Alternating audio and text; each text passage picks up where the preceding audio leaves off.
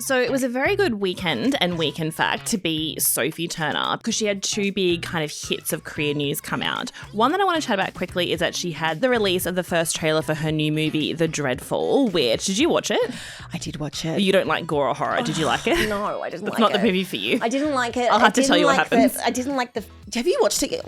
No, just the trailer. No. I love the trailer. Yeah, the trailer, it looks great, okay? Oh, yeah. It's like set in old-timey England. They're all tucked away. Sophie Turner and is it her mum or her aunt or something? Her mother-in-law. So it's her in mother-in-law. medieval England. Her husband gets killed. She's living with her mother-in-law and they're like surviving on the outskirts of society. Yeah. And then a man from Anne's past, so Anne is Sophie Turner's character, returns, which is Kit Harington. Yago. And they kind of start to fall in love or at least have some sexy times. But then a curse threatens to destroy them all and it's very, very bloodthirsty.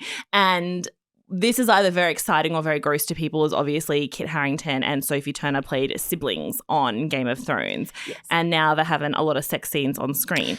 And the fun part of that is that Sophie Turner is the one who first saw the script for The Dreadful and was reading it, was like, oh, this is so incredible. I love this movie. I want to play this character. And then she sent the script to Kit and said, we need to do this together. This is amazing. And he's like, Soph, don't you think it's going to be a bit weird that we're having sex scenes? And I think she said, like, oh, I hadn't really clocked that or hadn't really thought of it. She was just like thinking of them acting together. I have to say, watching it on screen, I got the ick. Did you? It bothered me. I thought it was kind of hot. It bothered me a little bit. I had to put aside Game of Thrones.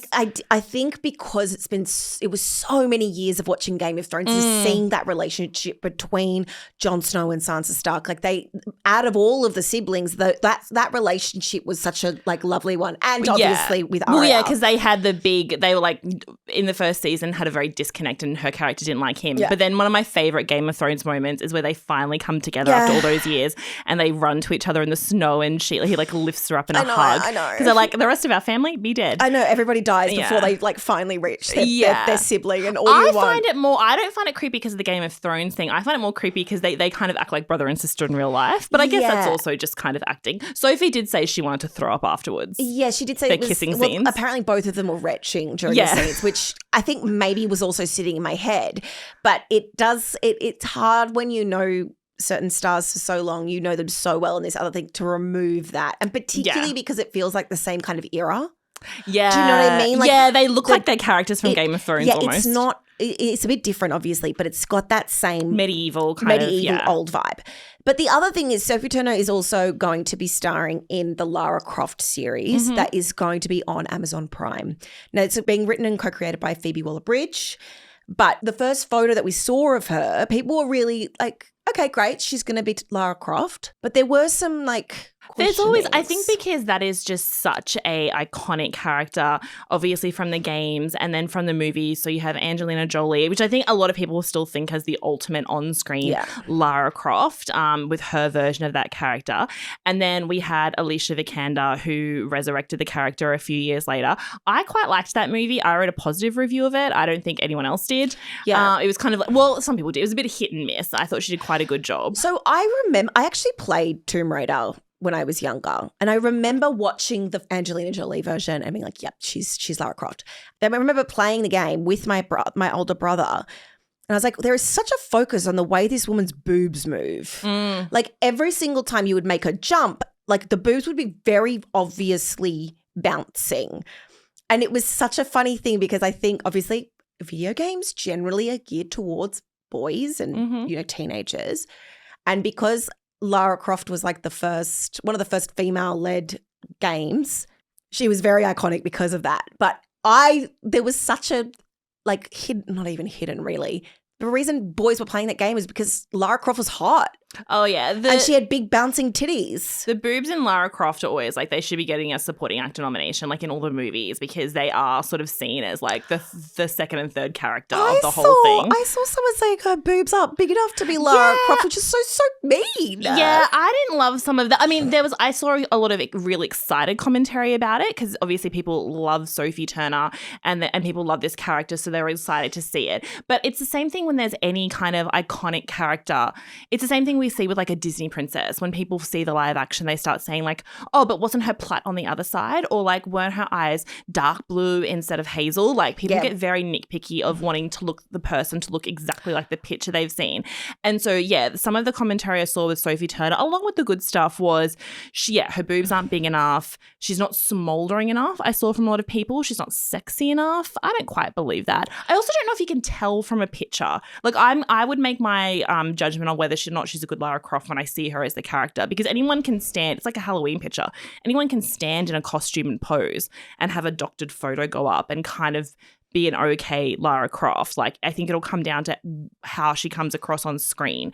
And they did, they said the casting for Lara Croft was quite extensive, and they saw a lot of actresses, which I believe, because this series is going to live and die on whether or not that lead actress can carry it. So I feel like if everyone thought that she was the best choice, she must have something. I think she's an excellent actor. I do think she can definitely pull it off. I like that it's, it kind of is moving from that Jean Grey that she did with X-Men, kind of getting that kind of superhero-ish action vibe from it. It's quite interesting. There's two very different. You're either doing period dramas or you're doing superheroes.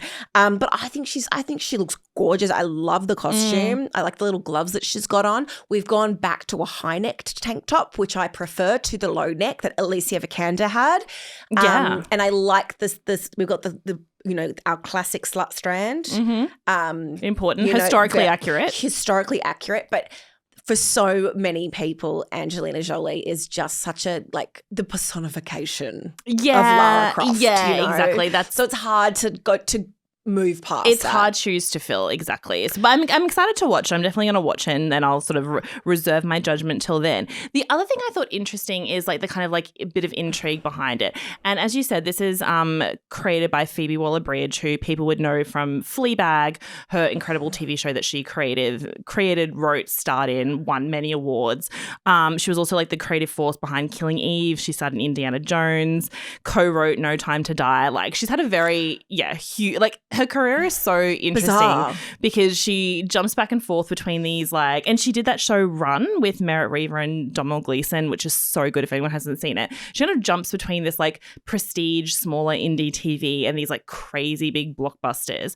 But the interesting thing here is back in 2019 when she was she's still an it girl, but then she was the it girl because Fleabag was huge. Yeah, everyone was talking about her as the future of the entertainment industry.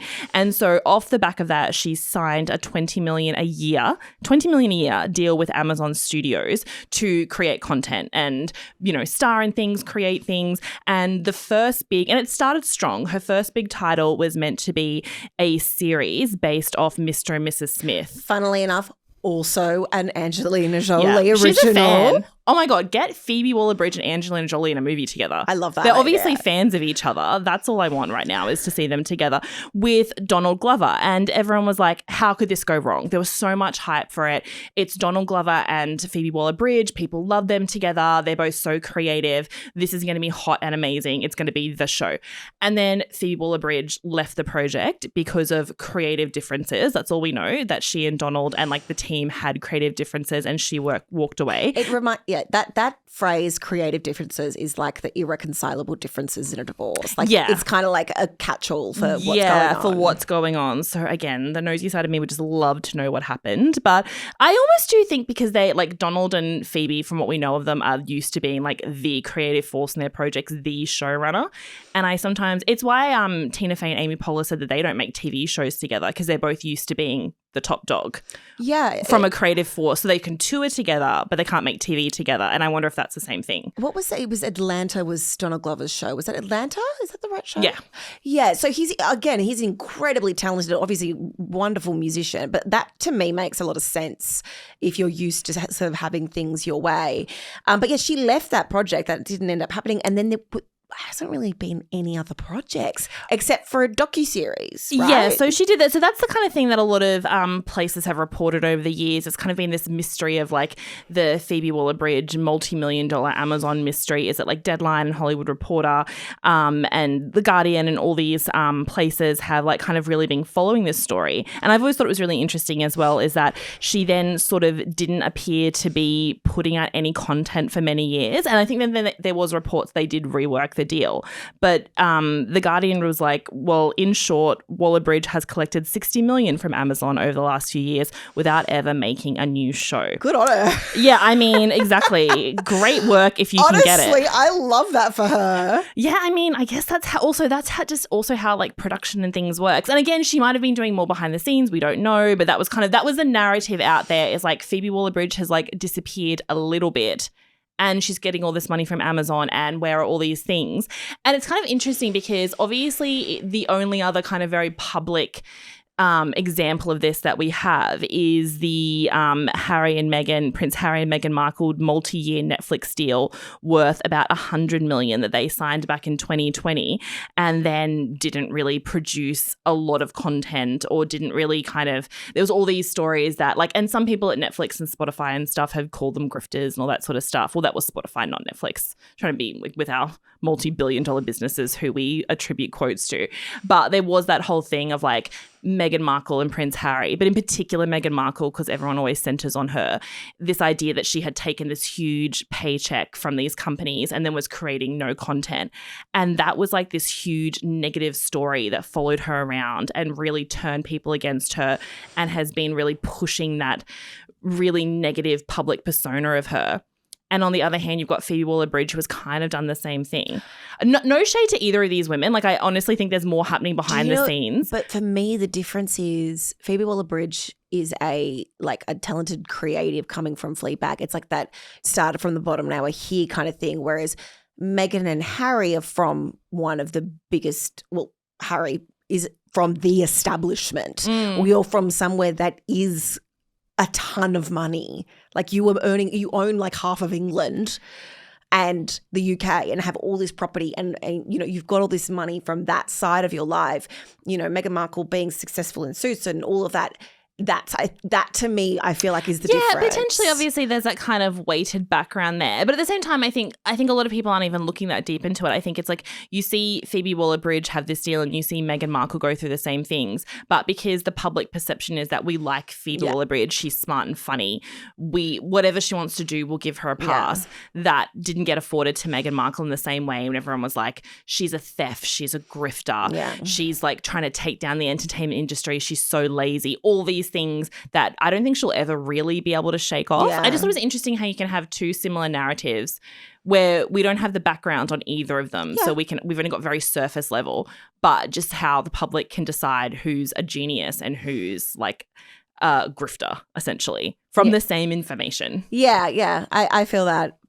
But I think it's because everybody just loves to hate Meghan Markle. Yeah, it always comes, and that is what every single story around her and the whole world comes back to. She's become the scapegoat and the reason for every single issue within the royal family. She's whatever I don't have any particular feelings about her. Sometimes she annoys me, she bothers me a little bit, but it is what it is. I think it's because Phoebe's funny and Meghan's earnest.